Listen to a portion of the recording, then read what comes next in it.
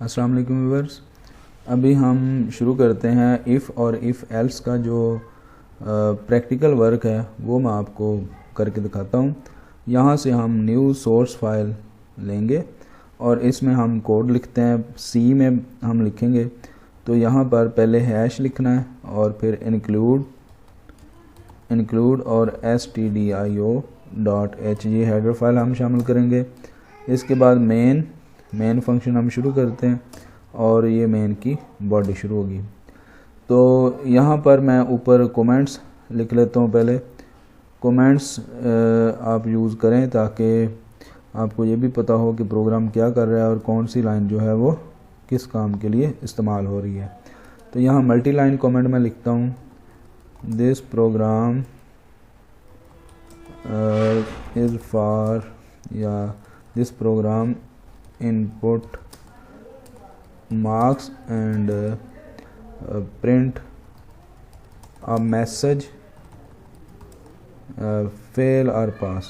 ठीक है, fail or pass using if else statement।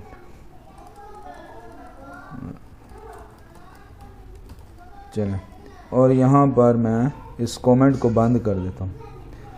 ये मल्टी लाइन कमेंट के लिए ये यूज़ करते हैं। अभी पहले मैं सिंपल इफ़ के साथ आपको ये काम करके दिखाता हूँ, उसके बाद मैं इफ़ एल्स के साथ इंट टाइप का एक वेरिएबल ले लेते हैं मार्क्स, और अब मैसेज प्रिंट करते हैं print F inter your marks. ये हमने यूज़र को एक मैसेज दिया है कि वो इनपुट करे मार्क्स, ये कंसोल पर आउटपुट होगा। स्कैन एफ, यहाँ पर हम पहले फॉर्मेट स्पेसिफायर लगाएंगे %d जो कि इंटीजर के लिए है, और अब एड्रेस ऑपरेटर लगाएंगे और मार्क्स वेरिएबल जो हमने डिक्लेयर किया है। अब हम सिंपल इफ़ लगाते हैं, इफ़ कंडीशन लगाते हैं मार्क्स अगर ग्रेटर दैन इक्वल टू 40 हैं तो हम एक मैसेज देंगे प्रिंट एफ ये पास। अच्छा, अब ये वाली जो आपका प्रोग्राम है ये सिंपल एक मैसेज देगा पास, और एल्स पे हमने इसमें कुछ नहीं लिखा, ये सिंपल इफ़ स्टेटमेंट है। ठीक है, इसको अब हम यहाँ से कंपाइल करते हैं, पहले सेव करते हैं। सेव मैं इसको डेस्कटॉप पर ही कर लेता हूँ।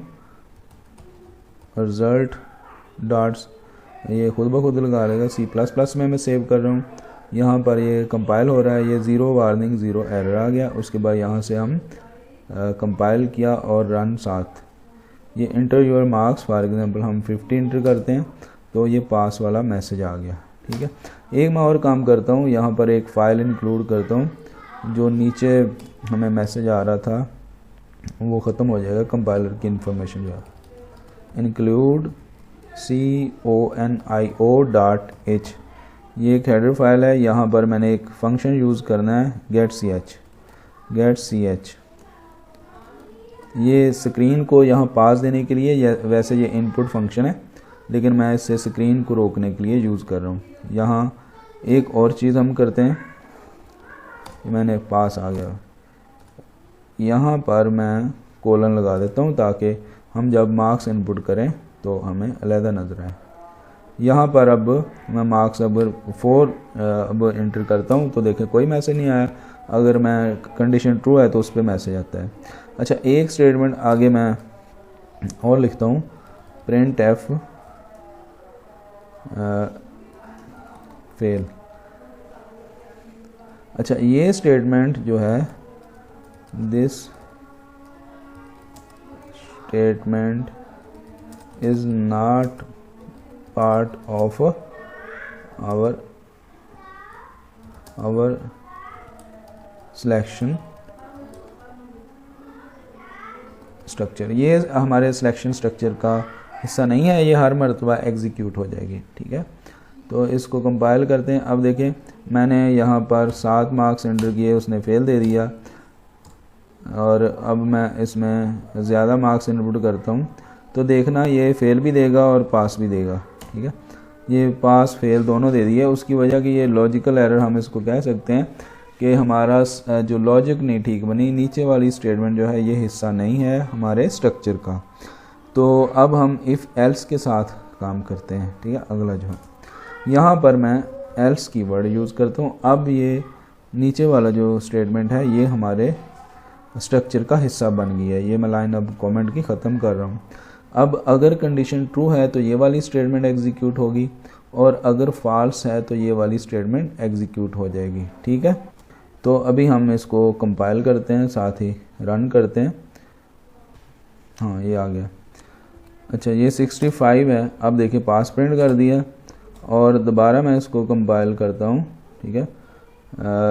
32 और ये फेल हो गया। अब ये लॉजिकल काम कर रहे हैं। अब मैं साथ में इसके एक और मैसेज देता हूँ यहाँ पर, ठीक है। Print F apply in next class, ठीक है।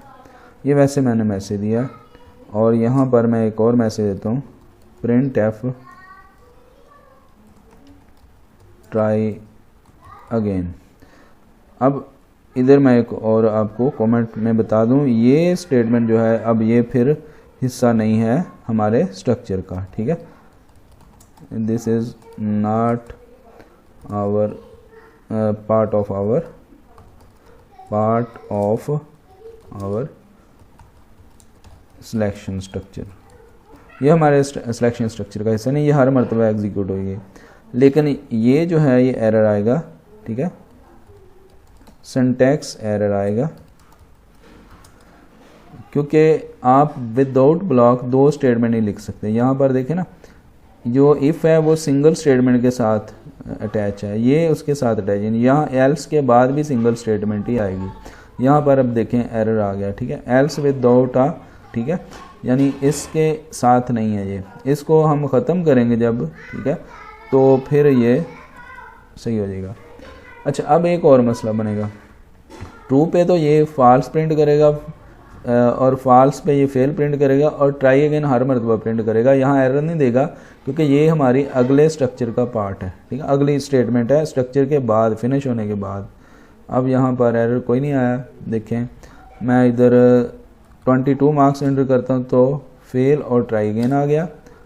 यहाँ मैं साथ में लाइन भी चेंज कर देता हूँ ताकि अलग-अलग लाइनों पे ये हमें नज़र आए। यहाँ भी मैं लाइन चेंज कर देता हूँ, /n के साथ एस्केप सीक्वेंस है। यहाँ पर कंपाइल किया, रन किया, देखें अब मैंने 12 मार्क्स एंटर किए तो ये फेल और ट्राई अगेन का मैसेज आ गया। अब मैं इसमें ज़्यादा मार्क्स एंटर करता हूँ, जैसे मैंने 65 एंटर किए तो उसने पास पे भी ट्राई अगेन कह दिया। इट मीन्स ये नीचे वाला हिस्सा हमारे स्ट्रक्चर का नहीं है। अब हम क्या करते हैं, इसको ब्लॉक यूज़ करना पड़ेगा, ठीक है। अब ये दोनों इसका हिस्सा बन गए यहाँ पर, और नीचे जो है इसको भी हम ब्लॉक में ले आते हैं। तो दोनों ऊपर वाली स्टेटमेंट्स भी और दोनों नीचे वाली जो स्टेटमेंट्स हैं वो अब हमने ब्लॉक में एंटर कर दी, ठीक है।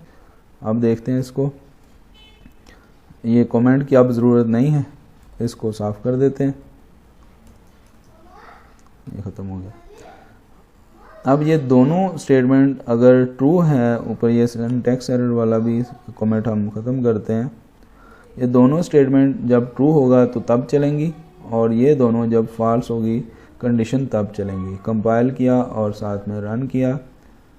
यहाँ देखें मैं 87 करता हूँ तो ये पास और अप्लाई नेक्स्ट क्लास आ गया, और उसके बाद जब हम कम मार्क्स एंटर करते हैं तो ये देखें फेल और ट्राई अगेन आ गया। अब ये लॉजिकल बन गया हमारा प्रोग्राम।